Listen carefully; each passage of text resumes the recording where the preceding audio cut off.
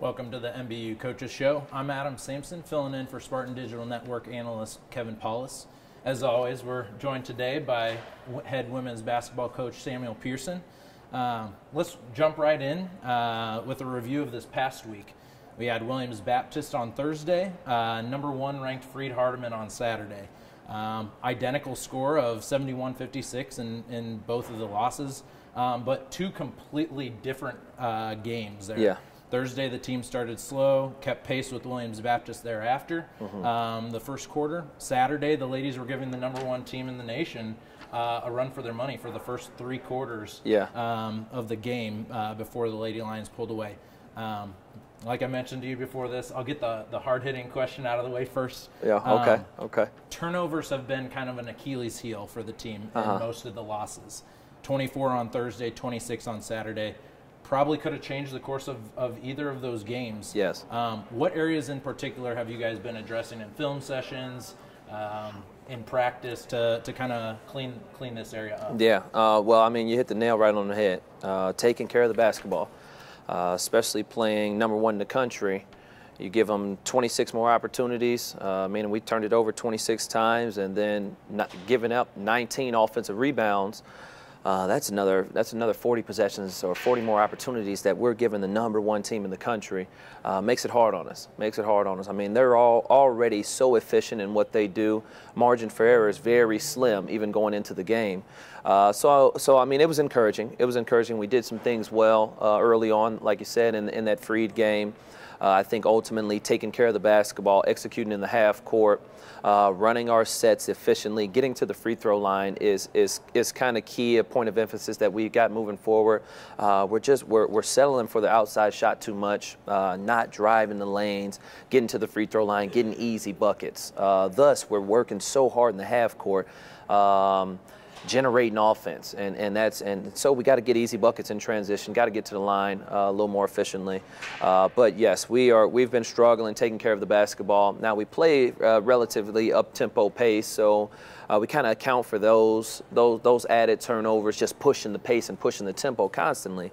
But we would like to be somewhere around that 12 to 14 to 15 mark, turning the ball over, and we're 20, 22, 26 even against Freed, and it's hurting us a bit. We know that we've addressed that a bit. Want to play a little more 2-point guard sets, hoping that kind of takes care, or takes a little pressure off of Alyssa Rowden, for example, or Izzy Farrell. If you've seen, we kind of added a Shawnee Limbs into the starting lineup, who hasn't been playing much, but came in and fulfilled her role in a great capacity, and we were very appreciative of that. So we're still playing with it. We're still playing with it a bit, trying to figure out our best unit, our best 5 individuals on the court, and we got to start fast with each and every team we play. I tell us often. Where we're at in the conference and where we've been in the past, there's not a single team in this conference that on a nightly basis don't believe they can beat us. So we can't take nights off, you know. So thus you see Williams Baptist on Thursday, where we lost 71-56, and then we come back and play the number 1 team in the country and lose by the exact same score. Completely different team, completely different energy that we brought, a different belief in our own selves. So we got to bring that type of preparation, that type of energy, that type of enthusiasm each game, each and every night, whether we're playing number 1 in the country, whether we're playing the bottom of the conference. So we're still learning. We're still working at it. Still trying to figure us out, figure out our niche offensively and defensively. And we got to rebound the basketball. When all else fails, I mean, we can play great on-ball defense, great help defense, get in the passing lanes, got to rebound the basketball. You know, we give number 1 team in the country 19 offensive rebounds, turn it over 26 times, chances are you're going to lose the basketball game. Yeah. You talk about the 19 offensive rebounds that you guys allowed, but talk about some of the positives of the defense. Like you mentioned, the ladies were playing with a different energy, different swagger on Saturday. Yeah. We were only down by 3 at halftime, and even then they were taking Freed Hardeman out of their rhythm. Talk about what you guys were doing defensively. Yeah. Oh, well, we were locked in. I think it's kind of the preparation, our preparation leading up to that game. After Williams Baptist disappointing showing, it was really time to turn it on. And I've been saying that it's now the second half of the season. We got a big week in January coming up, 8 home games out of 10. It's time to turn. It's time to turn the corner. Time to get over the hill. Time to really go all out. Give us everything you got for these two and a half months or so. Win, lose, or draw. As long as we have that added effort, added energy, we can live with the results. So we came out. We played good basketball. We played tough basketball. Guarded the basketball well. Player of the year in the conference, Slyman. We played her tough, and that's the thing. I told her we will not completely eliminate a player of that caliber. She's too talented, scored on all 3 levels, get to the rim, mid-range jumper, shoot the triple, tough defender. So we're not going to completely eliminate her, but let's contain her. Let's contain her. Let's make every possession hard, jamming her off of the pick and roll, you know, etc. And I thought we did 3 quarters worth. I thought we did one heck of a job. 15 on their team. Hatchell, just a lights-out shooter. For most of the game, we kept a body on her, arriving with our closeout as soon as she's catching it, not giving her much space. But again, it's tough by giving them those added possessions, almost that they haven't worked for. You know, a lot of unforced turnovers on our part. So giving them those added possessions ultimately kind of led to us exhausting presence on the court, and ultimately led us to a letdown. You know, would have been great. Would have been great upsetting #1 in the country here at home. Let me tell you. And we had our chances. We had our chances and got some really good film, really good teaching points, really good opportunities for us to even get better. Coming into #2 in the country here with Columbia on Thursday. At Columbia is one of the toughest places to play in the conference. They shoot it so well. The environment is so engaged and so electric. We got to be an even better unit. I thought that we shared it well. I thought we played well as a team. Have to even up it up a notch to compete with Columbia and potentially upset them on the road. Yeah. Let's talk about you kind of talk about. You talked a little bit earlier about some of those role players seeing some additional time. You mentioned Ashani. You know, Nicole Griesenauer had started the season on the bench and coming off the bench as a reserve player and has really stepped up in a starter role. You talked with Kevin in previous coaches shows about the unit as a whole, and there not really being any go-to players. And trying to find that identity, trying to find the specific roles for each individual. Yes. Who are some of those players as of lately that have emerged for you and kind of established a consistent role? Yeah, and that word there, consistency, is one we've been fighting all year. Game by game, practice by practice, just consistency. Maximizing your role and just being the best you in that role. I don't want you to be anyone else outside of you in your own role, and be the best in that you can. And we've been struggling a bit with that consistency. So I mean, and in all honesty, Williams Baptist game this past Thursday was the epitome of I can only play players that is going to bring the most effort and the most energy. We come in lackadaisical, going through the motions, we're going to lose the basketball game.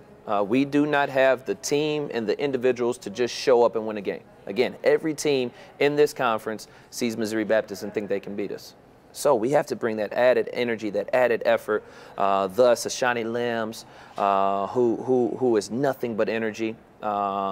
And a leader out there on the basketball court. Nicole Griesenauer is just tough, hard-nosed, smaller in her stature, smaller in her build, but tough, and it's going to play, and it's going to play to the very last whistle. Caroline Rogers is another example of just effort and energy. As a coach, we're coaching personnel, we're coaching game situations, we're making adjustments. One thing I cannot coach is energy and effort. You know, that has to be a given from day one. And I think that we've done a decent job as a team, and it's just bringing that consistently game by game.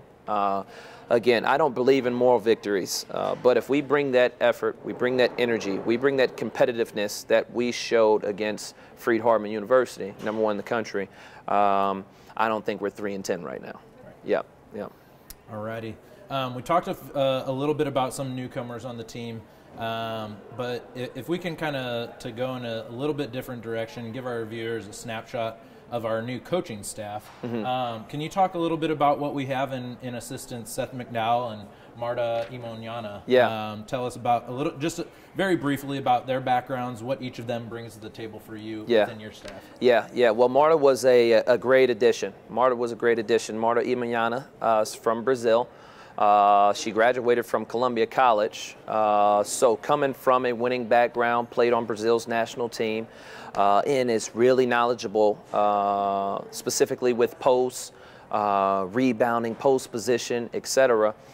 So it was a great addition. Me being a former point guard, I knew that I had to find a personnel whose expertise was in the post, rebounding, positioning, passing out of the post, passing out of a double team, etc.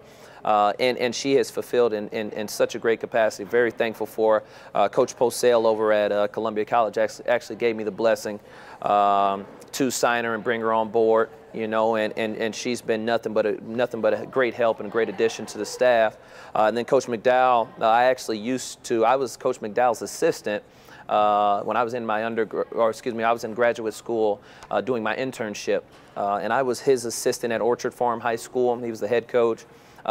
Tables have turned a little bit. Him and I have stayed in communication since then, and I think that we have similar philosophies, similar coaching styles, and he's also part of a national scouting report organization, so really helping in the recruiting aspect of the job, and has come in.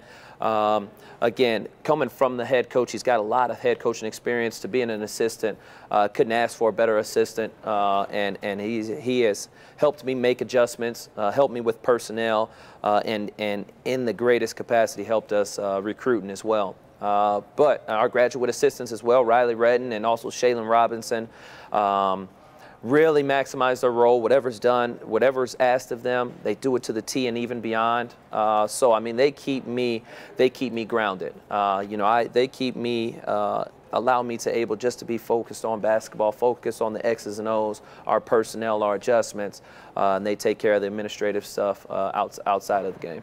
Awesome. Yep. We'll wrap it up here. You already kind of talked a little bit about Columbia. Yeah. Tough place to play, #2 in the nation. So yeah. we're in the toughest stretch of any NAIA team. That's right. Playing back-to-back #1, #2, and then we do that again later on in the year. Yeah, that's right.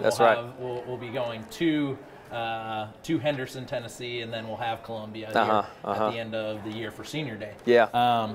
So let's talk about Saturday's game, Hannibal. Tell us just real quick about what you see in Hannibal and what you guys have to do to come out with a W. Yeah. Well, this is the thing. Like I kind of alluded to, there's not a single team in this conference that don't think they can beat Missouri Baptist women's basketball. So we better bring it. Effort, energy, togetherness, sharing the basketball, rebounding the basketball, minimizing our unforced turnovers, just playing efficient. Just playing efficient basketball. I think that we can go on a run here, rattle off a couple of victories in a row, but it's one game at a time.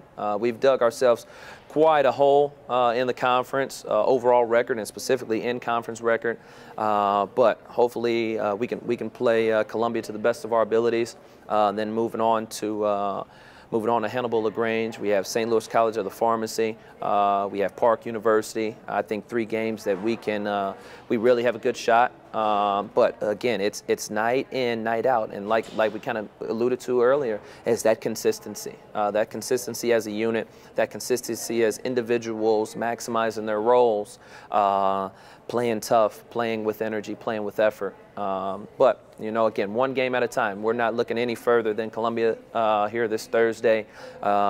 Really ready for the challenge. Hopefully we can lock in and give them the best version of Missouri Baptist women's basketball. Awesome. Yep. Well, that's it for today's Coach's Show with Coach Sam Pearson. We'll be back on the Spartan Digital Network on Saturday for the home game. 1 p.m. start time against Hannibal LaGrange.